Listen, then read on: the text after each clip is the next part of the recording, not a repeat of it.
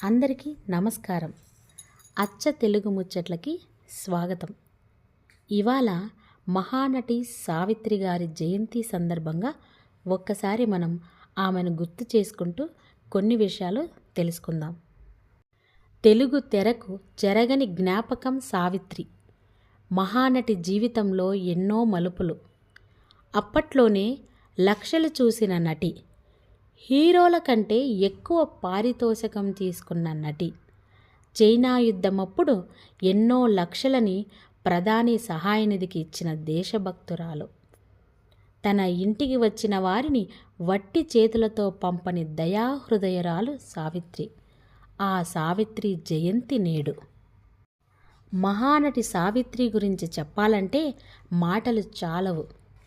ఈ అభినయ అందం గురించి ఎంత గొప్పగా వర్ణించినా తక్కువే అవుతుంది. ఆనాటి నుంచి నేటి వరకు సగటు ప్రేక్షకుడి మదిలో నిలిచిపోయారు సావిత్రి. ఒక్కటేమిటి, వెండితెరపై మహానటి అభినయం, ఆమె జ్ఞాపకాలన్నీ తీపి గుర్తులే. తనకే సొంతం, తనకు మాత్రమే సాధ్యం అనే హావభావాలతో తెలుగు తెరపై ప్రకాశించి మన మధ్య లేకున్నా నేటికీ వెలుగులు జిమ్ముతోంది ఆ తెలుగు అందం. కోట్లాది ప్రేక్షకుల గుండెల్లో గూడు కట్టుకోవడంతో పాటు నేటి తారలకు స్ఫూర్తిగా నిలుస్తున్న సావిత్రి జయంతి నేడు. ఈ సందర్భంగా ఆమె జీవితంలోని ముఖ్య విషయాలు తెలుసుకుందాం. 1936 డిసెంబర్ 6వ తేదీ గుంటూరు జిల్లాలోని తాడేపల్లి మండలం చిర్రాపూర్ అనే గ్రామంలో గురవయ్య, దుర్గాంబ అనే దంపతులకు జన్మించారు సావిత్రి. 6 నెలల వయసు రాగానే తండ్రి గురవయ్య టైఫాయిడ్తో చనిపోవడంతో తల్లి దుర్గాంబ సావిత్రిని తీసుకుని విజయవాడలోని అక్కగారింటికి మకాం మార్చింది. తను అక్కడే పెరిగి పెద్దయింది. తనకి 16 ఏళ్ల వయసు రాగానే మొదట ఎల్వి ప్రసాద్ సంసారం అనే సినిమాలో అవకాశం ఇవ్వగా కొన్ని షాట్లు తీసిన తరువాత వయస్సు తక్కువగా ఉందనే కారణంతో ఆమెని తీసేశారు.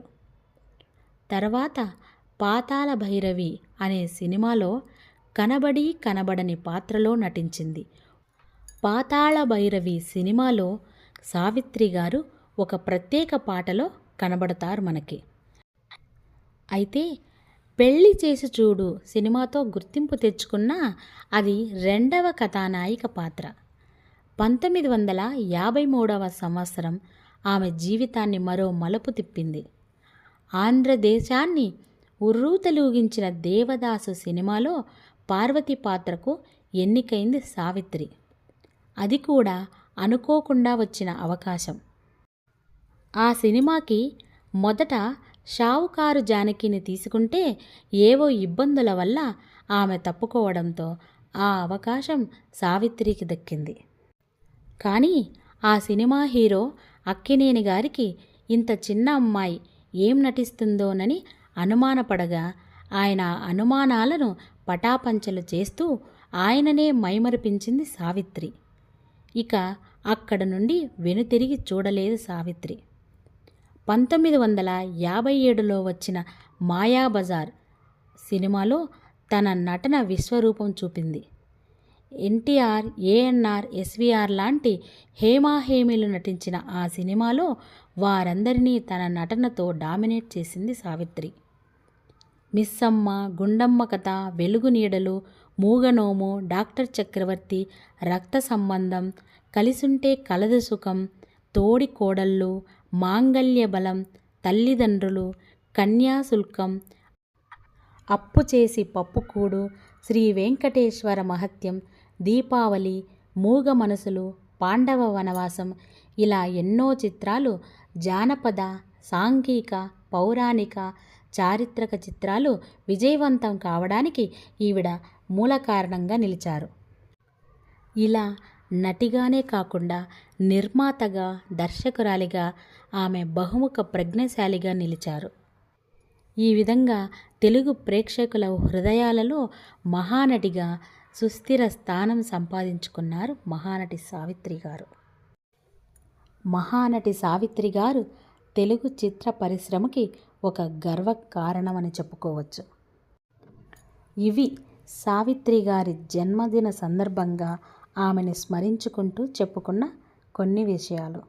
అభినేత్రి ఓ అభినేత్రి, అభినయ నేత్రి, నట గాయత్రి, మనసారా నిన్ను కీర్తించి పులకించినది ఈ జనధాత్రి. నిండుగా ఉందిలే దుర్గ దీవెనం, ఉందిలే జన్మకో దైవ కారణం, నువ్వుగా వెలిగే ప్రతిభాగుణం, ఆ నటరాజుకు స్త్రీ రూపం. కళకే అంకితం నీ కణకణం, వెండి తెరకెన్నడో ఉందిలే రుణం, పేరుతో పాటుగా అమ్మనే పదం నీకే దొరికి